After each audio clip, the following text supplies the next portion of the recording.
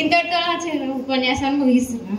ఏమంటే తప్పుగా ఉంటే ఆదర్శ పాఠశాలలు, అలాగే ఇందిరా, మహిళా శక్తి, వనితా టీ స్టాలు ఇవన్నీ కూడా మా మహిళలకు ఇవ్వడం, మేము ఒక ఉపాధి కలిగించుకోవడం మాకు చాలా చేసినటువంటి మహిళలందరికీ నా యొక్క హృదయపూర్వక నమస్కారాలు.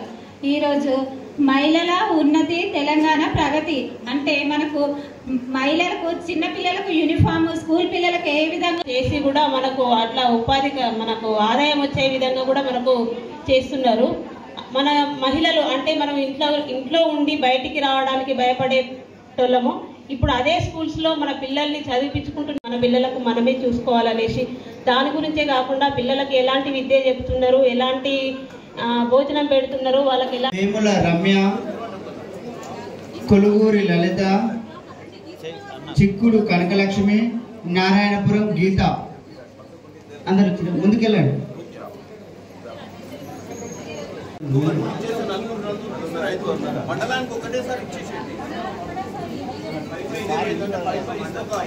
ఐదు ఇచ్చేయండి. నెక్స్ట్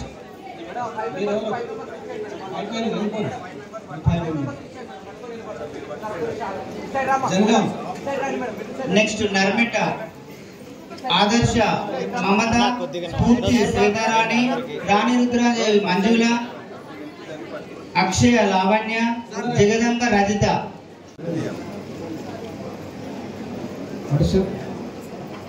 ఎమ్మెల్యే గారు, ఎంపీ గారు, additional collector local body, additional collector revenue నలుగురికి గట్టిగా సపోర్ట్లతో ఈరోజు కార్యక్రమాన్ని ఇంత బిజీలో కూడా టైం ఇచ్చి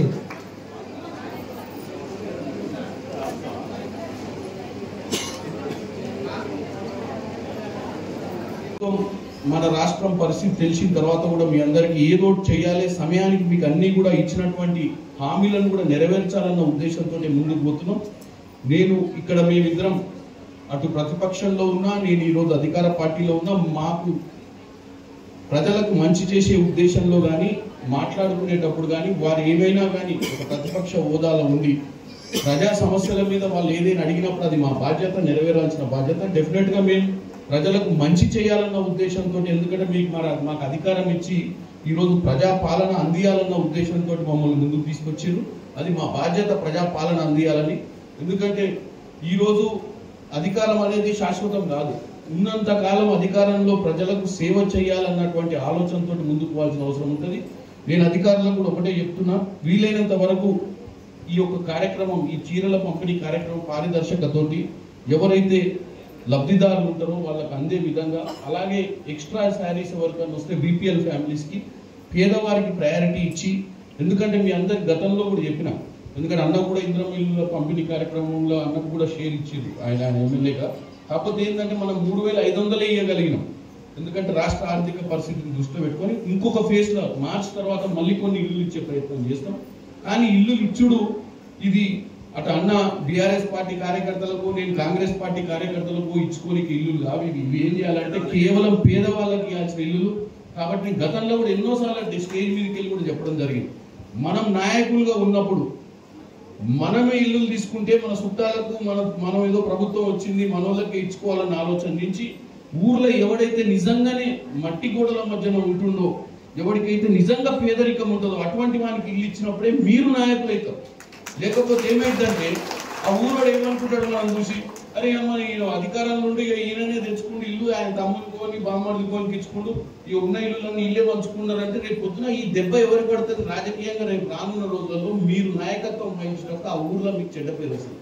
కాబట్టి నేను పదే అధికారులకు కూడా చెప్పిన, ఏమని వీలైనంత వరకు ఈ స్కీమ్లు ఏదైతే గవర్నమెంట్ తెస్తుందో ఈ పేదల కోసము, వాళ్ళు ఆర్థికంగా బలపరచడానికి తీసుకొస్తున్నాము, వారికి మంచి చేయాలన్న ఉద్దేశంతో తీసుకొస్తున్నాం. కాబట్టి వీటిని మిస్యూజ్ చేయకండి.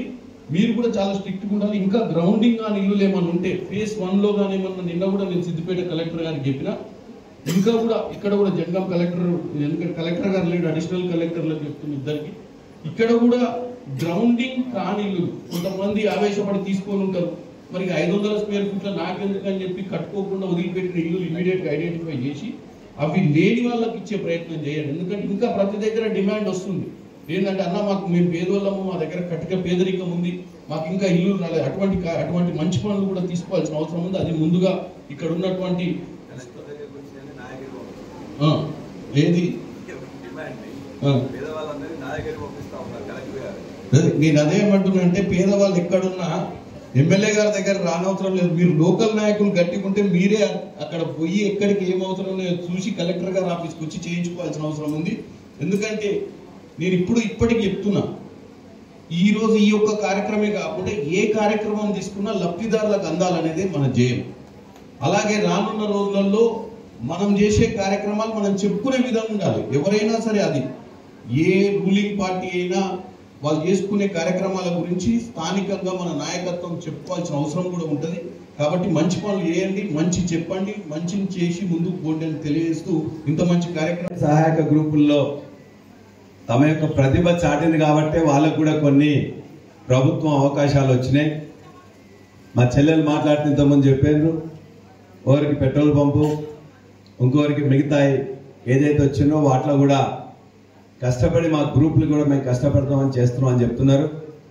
కాబట్టి ప్రభుత్వం నుంచి వెళ్ళి ఏ ప్రభుత్వాలు ఉన్నా ఆ ప్రభుత్వాల నుంచి వెళ్ళి ఈ యొక్క మహిళా సంఘాలకు మన తెలంగాణ రాకముందు నుంచి వెళ్ళి కొంత మహిళా సంఘాలు మన దగ్గర చైతన్యంగా ఉన్నాయి. తెలంగాణ వచ్చిన తర్వాత వారి యొక్క విస్తృతి పెరిగింది, సంఖ్య పెరిగింది. వారికి ఐకేపీ సెంటర్స్ కూడా ఇంతకుముందు ఇవ్వడం అనేది మేము చేసుకున్నాం. ఇవాళ కూడా ఈ ప్రభుత్వం కొనసాగిస్తున్నది. అందుకే ఈ ప్రభుత్వాన్ని కూడా నేను వారి యొక్క ఏదైతే కార్యక్రమాలు ఉన్నాయో ఆ కార్యక్రమాలు కొనసాగిస్తూ మళ్ళా కూడా కొత్త ఇచ్చినందుకు ఖచ్చితంగా నేను అభినందిస్తా ఉన్నాను. అదేవిధంగా ఇవాళ ఏదైతే ఉద్దేశంతో అందరికి కూడా ఒకే విధంగా అవపడాలనే ఉద్దేశంతో కొన్ని చీరలు అనేది మహిళా గ్రూపులకు ఇవ్వడం అనేది మొదలుపెట్టిండ్రు. ఆ మహిళా గ్రూపులకు మా అక్కజల్లందరూ కూడా ఇంతకుముందు బతుకమ్మకు వచ్చేది, ఇప్పుడు వస్తున్నాయి. సంతోషం, ఎప్పుడోసారి వస్తుంది అలాన్నా. అది ఖచ్చితంగా పండుగకు వస్తాం అనుకున్నాం. కాబట్టి పండుగ కాకుండా వేరే దానికి ఒకసారి వస్తున్నాయి. అయినా పర్వాలేదు, ఎట్లొచ్చినా మనం తీసుకొని దాన్ని మహిళా గ్రూపులే కాకుండా మహిళా గ్రూపుల అవతల చాలా మంది మహిళలు ఉన్నారు కాబట్టి వాళ్ళందరికీ కూడా ఇస్తే బాగుంటుందని చెప్పి ఈ ప్రభుత్వానికి నేను సూచిస్తున్నా. ఎందుకంటే మనందరం కట్టుకొని పోతుంటే అక్క నీకు వచ్చింది మరి మాకు కూడా చెప్పొచ్చు కదా అని అంటారు. ప్రభుత్వానికి ఇప్పుడే నేను అన్నతో మాట్లాడితే వాళ్ళని కూడా నేను కన్సిడర్ చేసే విధంగా మేము కూడా మాట్లాడుతున్నాం అన్నారు. సంతోషం. ఎందుకంటే అడగడం అనేది బాధ్యత.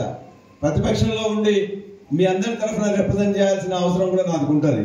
కాబట్టి అధికార పక్షంలో ఉన్న ఎంపీ గారికి మా విన్నపం, మా అక్క జిల్లాలకు ఏదైతే మీరు ఇస్తున్నారో దాన్ని వాళ్ళ ఆ గ్రూపుల అవతల ఉన్న వాళ్ళకు కూడా ఆ డ్రెస్ కాకుండా కూడా మామూలుగా వేరే కలర్ ఇచ్చినా పర్వాలేదు, ఇస్తే చాలు.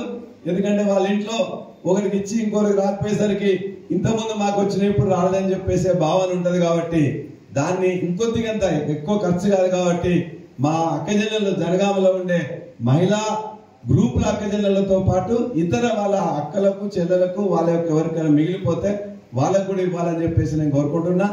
ఎటువంటి మంచి కార్యక్రమాలు ప్రభుత్వం చేసినా ఆ ప్రభుత్వ కార్యక్రమాల్లో మా భాగస్వామ్యం ఏదైతే ఉన్నదో మహిళల భాగస్వామ్యం అని చెప్పేసి మీరు అడుగుతున్నారో దాన్ని ఖచ్చితంగా మనం తీసుకోవాల్సిందే, పనిచేయాల్సిందే. మనం కూడా బ్రహ్మాండంగా అందులో రాణించాల్సిందే. మన కుటుంబానికి ఉపయోగపడే విధంగా మన కుటుంబాన్ని మామూలుగా ఉన్న ఇవాళ పేదరికం నుంచి వెళ్ళి పైకి తీసుకోవడానికి ప్రభుత్వం సహాయం చేయాల్సిందే.